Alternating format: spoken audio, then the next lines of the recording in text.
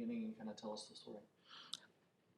Well, I am the great, great, great granddaughter of Christmas Hemmings, who arrived here by documentation in Suwannee County, January of 1885. He actually purchased a section of land here in Suwannee County and paid cash for it at the time. And I thought that that was just a phenomenal feat for a man to be able to come here to Suwannee County in that era and to purchase that kind of land and have the cash to pay for it, especially due to the fact that he was a newly freed slave. And when he came here to Suwannee County and purchased that land, his wife Jane came with him, and he didn't really come with a lot of family. So that was a lot of land for him to purchase to be able to do that by himself, but he actually built a house on that property. And the house that he built was a two-room home that had a east and west facing window in both rooms. And there was a fireplace in the living area. And I remember playing in that home as a child, and just just to see the things that he accomplished to me was like a journey. You know, him coming here, and then after doing some research about him, I found out that he had not only purchased land, but he had like the best set of mules and the best set of carriages a black man could have for that era. And that the famous Thomas Dowling bought the railroad right away through that section of property. And when he bought the railroad right away through that section of property, we had always heard the story as kids. And then um, I retired several years ago, and I thought about I wanted to write a book about my great great grandfather. And then I started doing research about, I looked for the land um, where he purchased the deed where he purchased the land. Then I found the railroad right away, and then he sold mineral rights, and I got all of the documentation about the things that he'd done here, and it was became fascinating to me. So I'm like, wow. And I have a friend of mine that we did metal detecting together, and I asked him. His name is Jennings Bond. I asked him one day. I said, "Well, let's go out and look and see if we could find this railroad track." I said, "I know where it came through the property because it's still evident by the canopy look of the trees there in the area." So we went out, and I was so amazed that we actually found that railroad section. That was one of the days that it became surreal to me. I cried. I sat down and cried because I couldn't believe that we had evidence of a story that had been passed down through history in my family. And we found the railroad track, and I contacted all of my family to tell them what had happened. And then after that, we contacted the newspaper, and they did an article on the story. And from that, I just knew that I had to continue um, finding more evidence and finding out more things about my great great grandfather. And some of the evidence I found that he was a part of a railroad, he was a part of a mail route. And I believe that route was Route 5 that he was a part of there. And, just seeing the things that he had accomplished as a newly freed slave, it just encouraged me. And he had also, there was evidence of some kind of like work camp. And me and my brother began to find different evidence of that work camp. We call it a work camp site because we didn't know really what to call it, but we found like old pieces of glass, fine china, silver fork and knife. We found old Indian head penny with the date of 1893 on it. I mean, we just kept finding evidence after evidence of things that there was a lot of things going on out there in that area. And sometimes I sit back and think about, I wonder what Christmas's life was like there. I wonder if he was watching them build that railroad track through his property. And even there's evidence of some people at one time we thought were sinkholes, but found out through research that they were digging for phosphate there, and they were putting it on the trains and taking it to England. So we have evidence of that out on the property, and it's just like I said, it's been so amazing to me, and I'm just encouraged because of the fact that he seemed to had set a path for me that encouraged me, because in growing up as a child, I'd heard the story over and over again.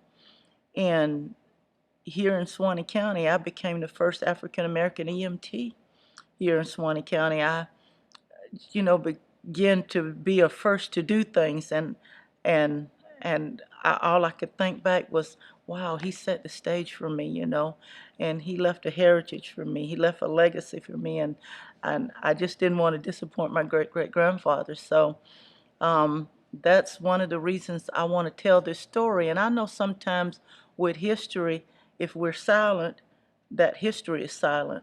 And this is a history that I would like for everyone to know about, because my great great great grandfather did things that, just like I said, was phenomenal during that era. And then even in some of the research, I found out that um, John C. Hemmings and Maria Olivia DuPont Hemmings may very well be the slaveholders for my great great grandfather, because my great great grandfather's last name is Hemmings, but on his death certificate, his mother's name is Gray. So he ended up with the last name Hemmings, and that's one of some of the stuff that I'm still trying to do some research on to find out why he ended up with the last name Hemmings. So that's been fascinating to me. And then I found out that there was Abraham DuPont Hemmings that's buried out in the Welborn Cemetery, that my great great grandfather could have come here with him, because during that era, they were here in Suwannee County at the same time. So I've just been encouraged by all of the research that I've found, and it's been like pulling back pages of time, you know, pulling back, even as I dig in the dirt, it's been like digging up history, and history that's been buried for over 100 years. Because back to the rail track, that rail track had been there for over 100 years, and just to bring it to the light of day was like I say, amazing. And each piece of artifact that I find out there, it's been there for over 100 years, and when I touch it, I can't explain the emotional part of it. It's very emotional to me, because I'm trying not to get emotional. It's emotional to me because as a slave, sometimes you had everything that you knew taken away from you. You had your name taken away, you had your family taken away, and the fact that he came here alone to establish a life and make a life and leave a legacy to his family, that's that's real touching to me. So and I'm thankful for being his great great granddaughter. It encourages me to know that no matter what circumstance or situation that you find yourself in, that with a lot of hard work and a lot of determination, you could change your situation and your circumstance to change your life. And his life was changed, and by his life being changed, it changed my life. And I'm I'm very active in the community. I like to do community things. I want to be a part of this community as a person, but I want the history of my great great grandfather to be a part of the Suwannee County history, because this history to me is an American history, and it's a history that was never told, and I feel real driven to tell this history. So everybody will know what happened, and sometimes people separate history and they say, well, it's Black history, but I think this is American history. And I think this is Suwannee County history. And I want the people of Suwannee County to be just as proud of what my great great grandfather did here as I am. And like I say, I'm going to continue the search for the information. I mean, even some of he sold mineral rights on his property. He continued to be a businessman. Even though he come here, he sold sections of land on the outskirts of his property, and he sold it in 50-acre plots to different people. So he continued to have a stream of financial support for himself and his wife Jane. And in fact, the Suwannee County School Board bought an acre of land from him on the outskirts, and there was a school there they called Padlock, and on the deed it states colored school. And I thought that was unusual for me, colored school, but that was the way it was documented on the deed. And he continued, like I said, to have his stream of money coming in. I believe that he did some farm work because he had mules and everything. But the oral history that was real interesting to me that was passed down through the family was that he came to Suwannee County by night. He crossed the Suwannee River, and he crossed it from the Lafayette County side, and he crossed it by night. And I asked myself the question, why did he feel like he had to cross that river by night? What was he protecting himself from that he had to come by night? And of course, his wife Jane was a few years, maybe 10 years or so younger than him. So I felt like she was very beautiful too, and he had to protect her and protect the fact that he had money available to buy a section of land. So I felt like that was such a scary journey, for him to come and make a journey like that and do it by night. I was amazed, and he did it. And then when he did it, and to be able to walk up to a white man in 1885 here in Suwannee County, when there were still public hangings and lynchings going on, that he could walk up to a white man and say, I want to buy a section of land, and it was okay, and nothing happened to him for wanting to buy a section of land, and being able to have cash to pay for it was wow. I was like, wow. So that was amazing to me. And just uh,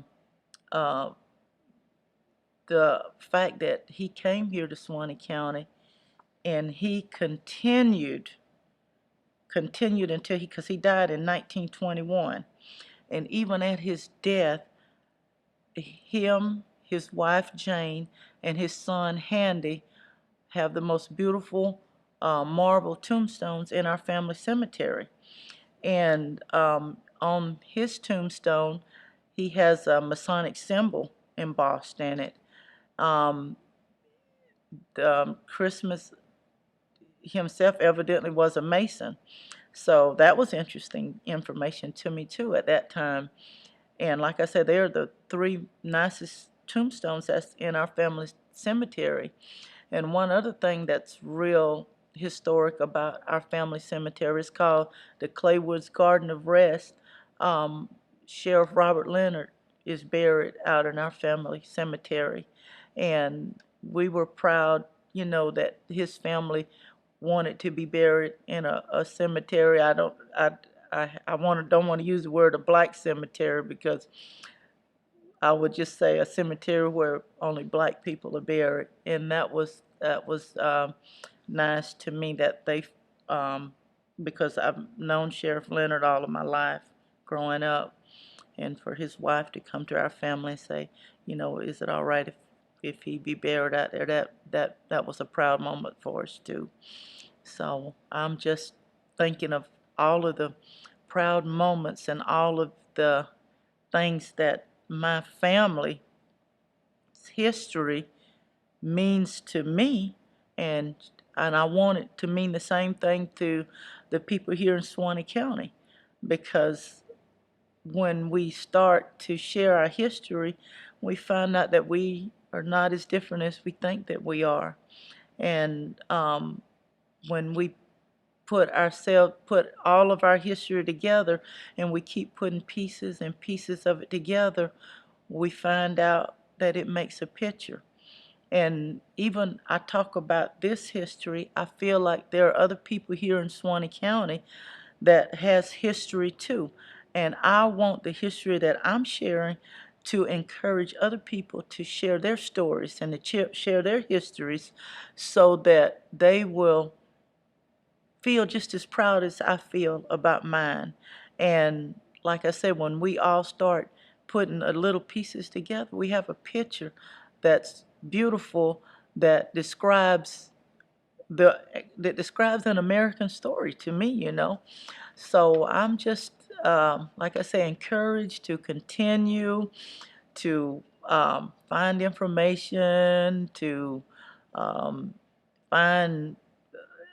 In fact, I have a trip that I have to make to St. Augustine, Florida, real soon, where I will actually get documents of a probate will for Abraham DuPont Hemming, and I have some history on that.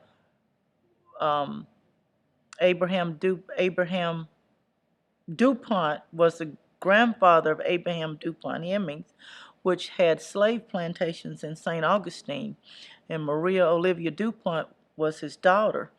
So when he died, he distributed the slaves between his children.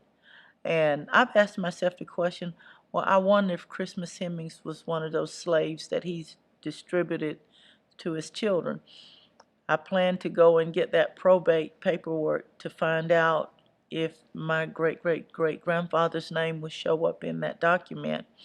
And also, Hemmings Park, that's in Jacksonville, Florida, is a part of this.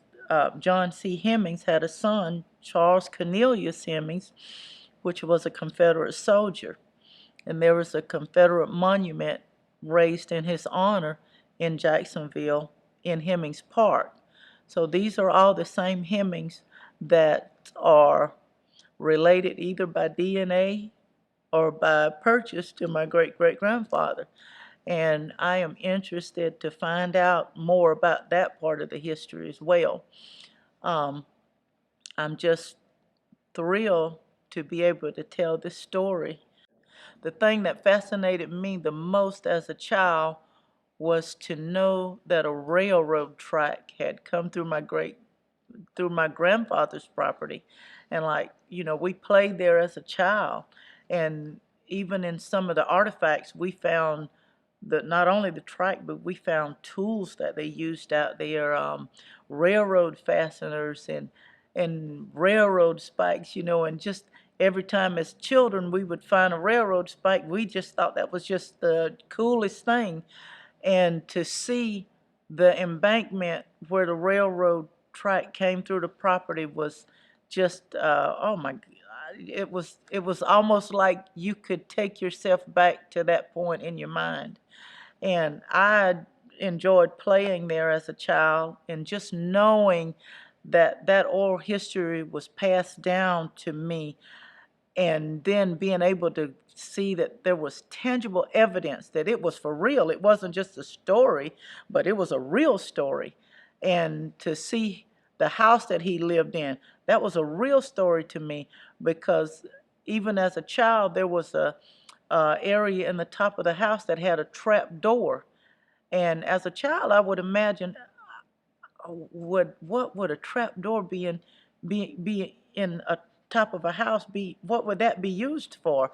And I was almost excited. I was like, well, did they live up there, or did someone live up there, or did they hide from someone up there? I asked myself all kind of questions about that trap door, and because we used to go up there and play as children, and I've just been fascinated from the first time that my grandparents would sit us down and chill as children, sometimes in front of the fireplace or the wood heater, and tell us the story, and just to see this now, my grandparents are not here, but I wish they were, so they could see that their stories that they told me meant something to me and changed my life.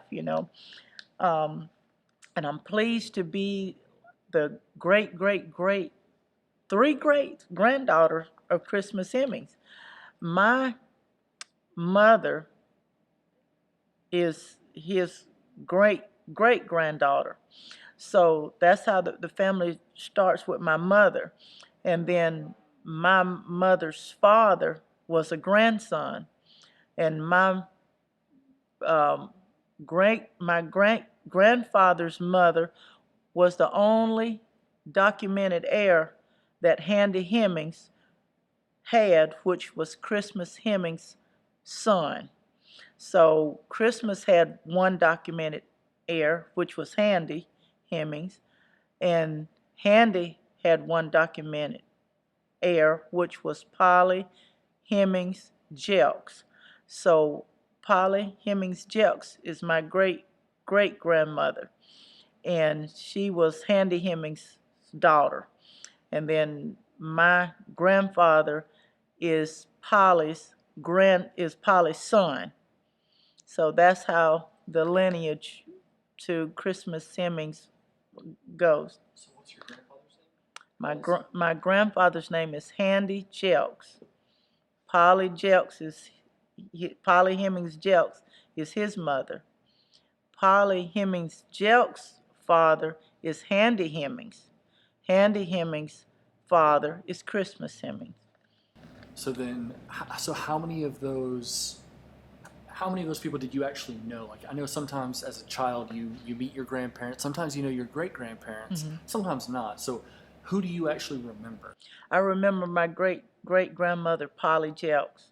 I actually, as a little girl, used to go over to her house, and she used to grow the best grapes, and we could go over and pick grapes, and she had all kind of fruit trees, and she was a tough great great grandmother. She knew how to shoot a pistol. She could shoot a pistol real good, and and she would have us over, and she loved to cook, and she taught me how to crochet a little bit, and uh, that was what I remember about her. Now, do you know, did Polly know Christmas? Polly should have known Christmas. Yes, yes. Hmm. Do you ever remember any stories of her talking about him? Or was it No, just her kids? it was just my grandfather, her kids, that talked about him. Sometimes when I think back on historical stuff, and I want to try to get an understanding of it. Back when people were slaves, there was a lot of information that they wouldn't share because of fear. They wouldn't talk about it, and a lot of times, even if the slaves or even the descendants of slaves talked about history, they would pass it down to you sometime in a song, or they would pass it down to you um, in some kind of way that you would remember it in a song or a story, so you would know. And we didn't have a whole lot. We didn't know a whole lot about Christmas, and that's why I've been digging and searching and hoping to find out even where he come from. I don't even know where he come from. We don't even know. Um, the only documents that we have as family is the documents that I've researched, that um, him and Jane, his wife, came here to Suwannee County, and that their parents, and this is on a census, was from South Carolina. So, that's the only, and don't know who they, really were. So that's some of the information that I want to find out, because sometimes it's important to find out where you come from, because sometimes finding out where you come from kind of determine where you're going.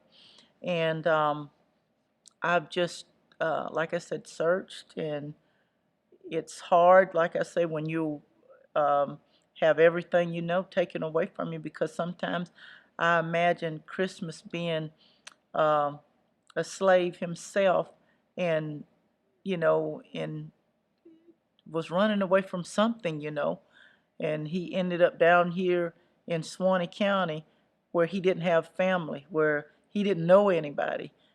And the only, well, I say he didn't know anybody, except I believe that he came here with Abraham DuPont Hemmings, and he's buried out in the Welborn Cemetery. There's some Hemmings buried out there in that area, and I believe that they're the Hemmings that my great great great grandfather came here with. So um, I will continue my search.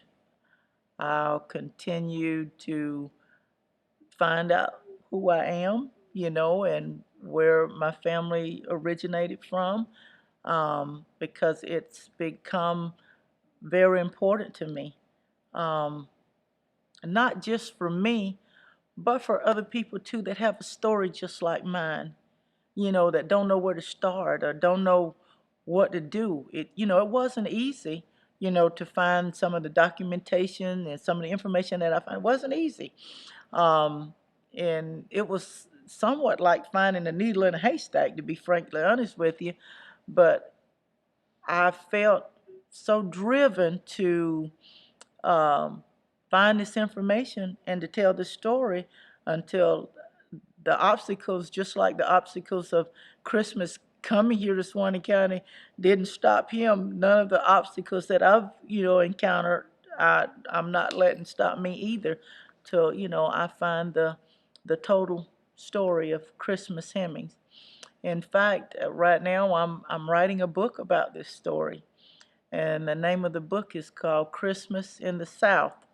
So I want people to know, so it'll encourage, because I've had several people come up to me and say, I have a story too, and they've been wanting to know how to get their story out. And I've encouraged them, tell your story.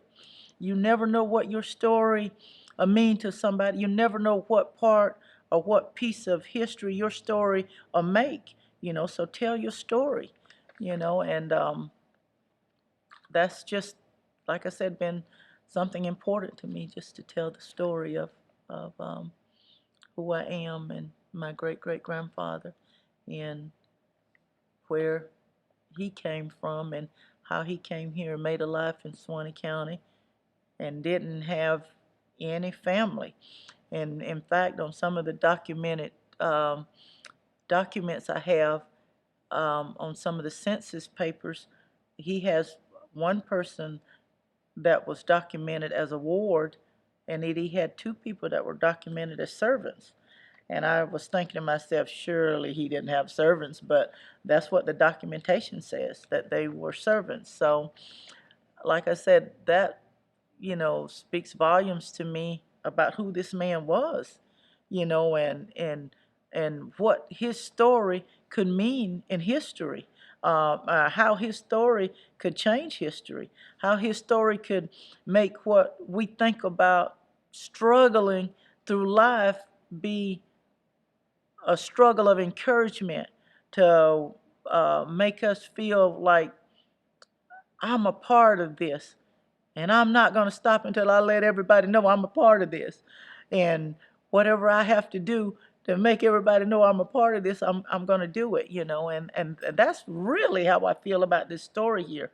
Because I want people to know I'm a part of history. Well, as you say that, it sounds to me almost like this idea of, like the classic idea of the American dream. You people who would immigrate to America by choice Mm-hmm. would come here, and they were seeking a better life, and they just worked. They worked their faces off. Yes. But that determination, that no, like not letting things get in the way, they just drove and drove and drove until they made the life for themselves. Yes. And I think that sometimes, as people think about American history or the American dream, sometimes in their head it looks one way. Yes. It doesn't necessarily look other ways, but I think this is it's like a classic Yes. American dream. Hmm. It's just maybe not the vision of it that most people think. Right. Yeah, it was, and I, I, I feel like Christmas had a dream, and he wanted to accomplish this dream. And I'm not going to say that he didn't have nightmares during this dream, because I'm sure I can see that he probably had some nightmares, but he did not let that be a deterrent to him accomplishing what he had set, that goal that he had set in his heart and his mind to accomplish. And, you know, that that's, like I said, has been my encouragement. Now, I didn't live in 1885, and here in Suwannee County, I encountered some things that, weren't nice, but I didn't let that deter me either, because I felt like, I'm gonna use an old metaphor that the old people use: the squeaky wheel get the grease. And sometimes if you don't squeak, or if you don't tell your story, you're not gonna be noticed. No, nobody ain't gonna chase you down and say, "Hey, what's your story?" You have to say, "Hey, this is my story, and I want to tell it." And so that's the way that I feel about it. This is my story. This is my history, and I want people to know about my history, and I want them to know, as my great great grandfather, well, he wasn't afraid or to accomplish his dreams and his goals. I'm not going to be afraid to accomplish mine either. And I just will put every effort that I have in me to make this story, because it's a story, but to make this information a real story for real. Because it's not just some stuff that people talked about, but this is the real story here that I'm telling. And I want people to know the realness of what Christmas Hemmings accomplished here in Suwannee County.